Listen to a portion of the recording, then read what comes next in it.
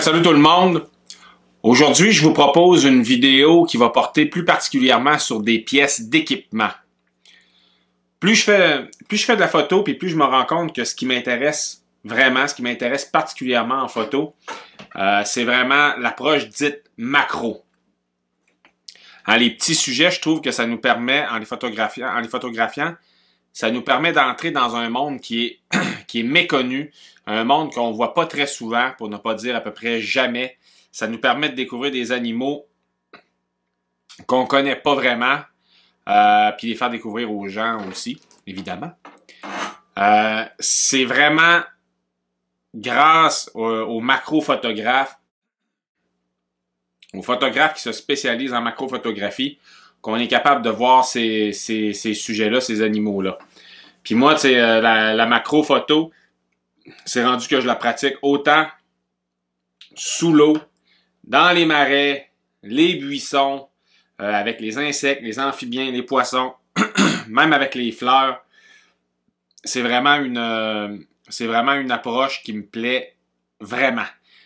Puis là, ben, vous êtes de plus... Tu sais, je regarde là, ceux qui me suivent, les vidéos qui marchent le mieux sur ma chaîne, c'est vraiment ce qui tourne autour de la macro-photo qui marche le mieux, qui fonctionne le mieux. Et il m'arrive souvent de me faire poser des questions sur l'équipement que j'utilise pour faire ces photos-là. Alors aujourd'hui, ce que je vous propose, c'est vraiment de vous présenter les objectifs macro dont je me sers dans mon travail, quand je vais sur le terrain.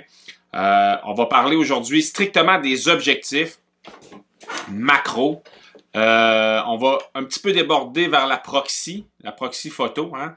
On se rappelle que pour que ce soit de la macro photo, ça prend un rapport de magnification de 1 pour 1. Qu'est-ce que ça veut dire? Ça veut dire qu'un sujet qui mesure 1 cm dans la vraie vie, il doit occuper 1 cm sur le capteur. On va déborder un peu parce que j'utilise aussi des objectifs de proxy photo pour donner des ambiances, pour essayer de réaliser des images qui sont différentes. Mais aujourd'hui, on ne parlera pas là, des bagues d'allonge puis des bonnettes qu'on pourrait mettre sur des objectifs dits normaux pour les transformer en macro. On ne parlera pas non plus d'inversement des objectifs puis des trucs comme ça. Là. Ça va vraiment être des objectifs macro ou de proxy photo que je vais vous présenter aujourd'hui. Et on commence avec le principal, le plus polyvalent, le plus présent dans les sacs photos de ceux qui font là, de la macro photo. Plus souvent qu'autrement, l'objectif dont ils vont se servir, ça va être quelque chose qui va tourner autour de 100 mm. Hein, qui nous permet une distance de focus qui est raisonnable avec un bon rapport de magnification 1 pour 1, évidemment. Que ce soit le Canon 100 mm, macro, bon. Moi, je suis chez Sony. Ça fait que aujourd'hui, moi, celui qui se compare avec ces objectifs-là, ben, c'est le 90 mm macro de Sony. Puis là, on voit qu'il est embarqué, hein, il y a une bague par-dessus. On va l'enlever.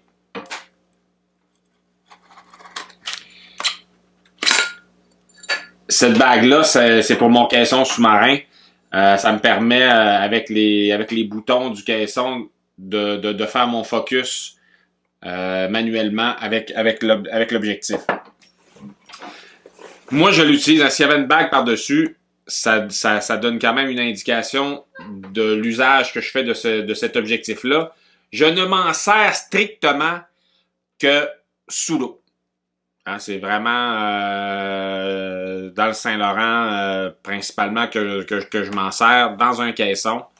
C'est un objectif qui ouvre à f2.8. C'est un objectif qui est superbe. Hein, qui évidemment, il est stabilisé. On a aussi un bouton pour bloquer le focus automatique parce que oui, c'est un objectif qu'on peut se servir en focus automatique. Bon, moi en macro, j'utilise mes objectifs 99,9% du temps manuellement. Puis lui, ben, c'est une bague qui permet de passer d'un focus manuel au focus automatique. C'est un objectif qui ferait, évidemment, tout aussi bien dans les buissons que sous l'eau. Mais la raison pour laquelle je l'utilise moins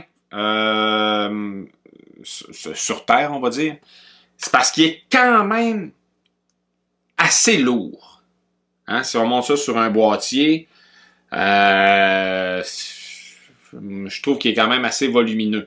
Puis, le problème qui arrive, c'est que hein, quand on arrive pour, si on travaille à main levée, un objectif qui est un peu lourd, ben, on a tendance à branler un peu. Et qui dit branler, dit flou de bouger. Alors lui, étant donné qu'il est lourd, je vais le mettre dans le caisson sous-marin. Dans le caisson sous-marin, de toute façon, tout est super lourd sous l'eau, mais avec la poussée de l'eau, ça finit par flotter. Fait que le caisson, il est bien lourd dans le bateau, mais une fois au fond de l'eau, il est à peu près neutre. Bon, en macro, j'essaye quand même d'avoir un caisson qui est légèrement négatif parce que j'essaye de l'accoter pour avoir vraiment une stabilité parfaite pour faire les images, pour faire mes images sous-marines. Alors ça, c'est le plus traditionnel, le plus classique, disons, des objectifs macro que j'ai dans mon sac. Mais celui dont je me sers le plus depuis quelques années, je dirais depuis à peu près 2 ans, celui qui est devenu mon objectif macro dominant pour la portion terrestre, parce que le seul que j'utilise sous l'eau, c'est vraiment le Sony 90 mm macro. Dans les buissons, celui que j'utilise le plus, c'est le Laowa 60 mm. Lui aussi, c'est un objectif qui ouvre à f2.8. Mais l'avantage qu'il y a sur le 90 mm de Sony, c'est qu'il est beaucoup plus petit, beaucoup plus léger que le 90 mm. Bon, le 90 mm a un avantage, c'est que on est un petit peu, on est capable de faire nos photos 1 pour 1, on va être un petit peu plus loin qu'un 60 mm. Bon, ça c'est logique. Mais c'est vraiment celui que j'utilise le plus. Parce qu'en plus, l'avantage qu'il y a sur le Sony, c'est que lui, il fait du... Ça, on va le voir. Lui, il fait du 2 pour 1. Oups, attendez. On va le mettre ici. Qu'est-ce que ça veut dire? C'est qu'un sujet qui représente 1 cm dans la vraie vie, l'objectif va le transformer en 2 cm sur le capteur. Puis ça, pour les insectes, ben, c'est vraiment génial. Puis avec les insectes, ben, on est la distance minimale de focus, hein, la plupart des insectes, la plupart du temps, c'est quand même moins farouche que certains autres sujets. On pense aux reptiles ou aux amphibiens. Alors, même si c'est un 60 mm, c'est pratique, c'est efficace et c'est vraiment l'objectif dont je me sers le plus pour les insectes. C'est un objectif qui est 100% manuel. Hein, le Sony 90 mm, on peut l'utiliser de manière automatique ou de manière manuelle pour son focus. L'ouverture se gère sur cet objectif-là à partir du boîtier. Le petit Laowa, lui, il a oublié ça. Hein? C'est beaucoup moins cher que le Sony, mais ça vient avec des limites. Hein? Si on veut, on ajuste l'ouverture de l'objectif avec une bague ici et le focus se fait vraiment avec une bague comme ça. Mais très léger. Moi, en plus, je l'utilise avec une Sony A6000, un petit APS-C. Donc, j'ai mon rapport de magnification de 2 pour 1 qui s'en trouve en plus. Ça fait fois 1.5 quand on monte ça sur un objectif APS-C. C'est vraiment... C'est un objectif qui est toujours dans mon sac et que j'utilise vraiment, vraiment, vraiment, vraiment souvent. Mais là, on disait, pour des objectifs, pour des sujets style insectes, ça fonctionne bien parce que c'est pas trop farouche. Mais qu'est-ce qu'on fait avec des sujets qui sont plus farouches? On pense aux insectes volants, on pense aux amphibiens, on pense aux reptiles.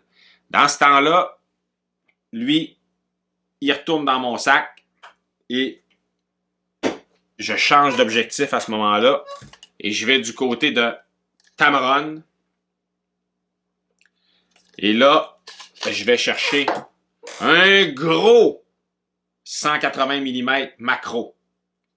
Puis ça, en plus, je le monte sur une Sony A77 II, qui est un gros boîtier, surtout si on le compare avec une Sony A6000. Alors là, on est rendu lourd. Mais l'avantage, c'est que c'est un objectif 180 mm, alors la distance minimale de focus est vraiment beaucoup plus longue que le 60 mm. Alors, on est capable d'être beaucoup plus loin de nos sujets pour avoir le même rapport de magnification de 1 pour 1. Alors là, les couleuvres, les grenouilles, les libellules, les demoiselles, ça va nous pardonner, ça va aller beaucoup mieux avec un objectif comme ça. C'est un objectif qui ouvre, lui, à f3.5. Un peu moins lumineux que ces deux-là, un peu moins rapide donc. Mais, comme le Sony, c'est un objectif qui fait qui peut être aussi pleinement automatique. Puis comme le Sony, on passe d'un focus automatique à manuel avec une bague ici. L'ouverture se gère à partir du boîtier. Mais c'est très lourd. Puis c'est à peu près le seul objectif que je me permets d'utiliser en mode automatique pour le focus. Parce que des fois, là, les libellules puis tout ça, là, ça va vraiment vite pour faire le focus manuellement. Alors, ça peut nous donner une chance. Puis si à un moment donné, on se rend compte que le focus automatique patine dans les herbes puis dans les branches, puis là, on n'est pas capable d'aller chercher notre sujet, ben c'est rapide pour aller chercher notre focus manuel puis corriger l'endroit où on veut mettre notre focus. Mais c'est ça. Moi, je l'utilise vraiment juste pour les sujets les plus farouches. Même avec les grenouilles, souvent, je vais utiliser celui-là, qui c'est plus léger, en faisant du yoga photographique, c'est ça que j'appelle, moi, quand je rentre dans les marais puis dans les buissons. Ben, on est capable de s'avancer tranquillement, puis en étant délicat, on finit par être capable d'utiliser, en tout cas, moi, je réussis à utiliser même cet objectif-là, 60 mm. Lui, ça va vraiment, tu sais, quand j'arrive avec les libellules, les demoiselles, là, il y a vraiment juste avec lui que je suis capable de faire quelque chose. Mais c'est ça. Ça reste que c'est un objectif qui est très pesant. Sinon, par la suite, là, on rentre dans mes objectifs de spécialisation, de spécialité. On va commencer avec un objectif qui est très, très particulier. C'est, on va enlever ça ici, pour vous montrer. C'est le Laowa 15 mm macro grand angle. Alors lui, il fait vraiment du 1 pour 1, mais c'est vraiment particulier les images qu'on obtient avec ça parce que ça va vraiment nous permettre de placer notre sujet dans son environnement. On va voir, pour les reptiles, c'est génial. J'ai fait des super belles photos de couleuvre avec ça. Tu vois la tête de la couleuvre, mais tu vois vraiment tout son environnement autour. C'est un objectif que j'adore, mais qui est qui est d'utilisation. Les images qu'on obtient, c'est spécial, là. Alors, c'est pas. Ça pourrait pas être mon objectif principal surtout parce que ça dit que ça fait du 1 pour 1. Mais c'est plus ou moins exact que ça fait du 1 pour 1. Parce que pour faire du 1 pour 1 là, à 15 mm, là, on se rappelle que 60 mm, déjà, je trouvais que c'était proche pour faire du 1 pour 1. Imaginez 15 mm. Là, tu es rendu tellement proche du sujet que oubliez tout ce qui s'appelle... En fait, il faut être à peu près ici pour être capable de faire une photo à 1 pour 1. Hein, une belle main dans ma face avec un objectif dans ma face. On va se le mettre ici. Il faut être à peu près collé sur la lentille pour être capable de faire du 1 pour 1 avec cet objectif-là. On oublie tout ce qui s'appelle les animaux à 1 pour 1 avec ça. Puis je dirais même qu'il faut oublier les végétaux parce que à cette distance-là, là, ça fait des ombres, puis ça marche pas 1 pour 1. C'est un objectif de proxy, c'est de proxy photo, mais ça fait des images qui sortent vraiment de l'ordinaire. Puis, hein, bah, on le voit, là, c'est vraiment tout petit, c'est léger. Hein, c'est plus petit, c'est beaucoup plus léger que le 60 mm de l'AOA. Alors moi, je l'adore cet objectif-là. Je le traîne dans mon sac en permanence, mais c'est pas l'objectif dont je me sers majoritairement, la majeure partie du temps. Bon, on réglera ça plus tard. Autre objectif très spécial dont je me sers à peu près jamais parce que c'est trop difficile de l'utiliser sur le terrain. Et c'est celui-ci. C'est un Zonghi. Puis regardez hein, comment c'est bizarre là, la lentille, comment c'est tout petit. Et ça, c'est un... je l'utilise tellement pas souvent, là. C'est un 20 mm. Alors, hein, on se rappelle que lui, on trouvait que à 15 mm, c'était très proche des sujets pour être capable de faire du 1 à 1. Ben lui, 20 mm, on va être un petit peu plus loin. Sauf que là, lui, on fait pas du 1 pour 1.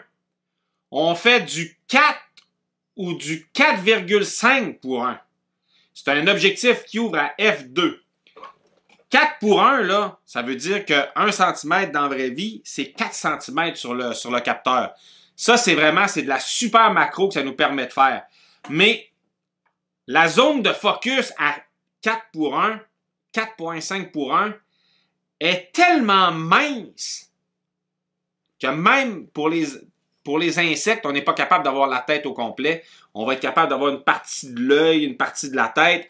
Alors, c'est un objectif, je dirais, qu'il faut absolument utiliser avec un rail macro, puis y aller avec du focus stacking. Qu'est-ce que c'est que le focus stacking? C'est-à-dire que là, on prend plusieurs photos d'un même sujet qui ne bouge pas, puis après ça, quand on arrive chez soi avec Photoshop, ben là, on empile les images pour là se donner une profondeur de champ plus intéressante que seulement cet objectif-là va nous procurer si on ne fait pas de focus stacking. Fait que lui, cet objectif-là, je l'utilise peut-être une fois par année quand ça me tente de faire vraiment quelque chose qui est différent. De 4 pour 1, on passe à des objectifs qui sont pas vraiment macro. Hein? Là, on parle du... Là, lui, comment qu'ils l'écrivent dessus? Ouais, là, c'est le Tamron. C'est un 24 mm. C'est un... Il fait du f2.8. Et c'est pas un objectif macro. Lui, il faut faire de la proxy photo. Il fait du 1 pour 2. Donc, 1 cm dans la vraie vie, ben, ça va être un demi-centimètre sur le capteur.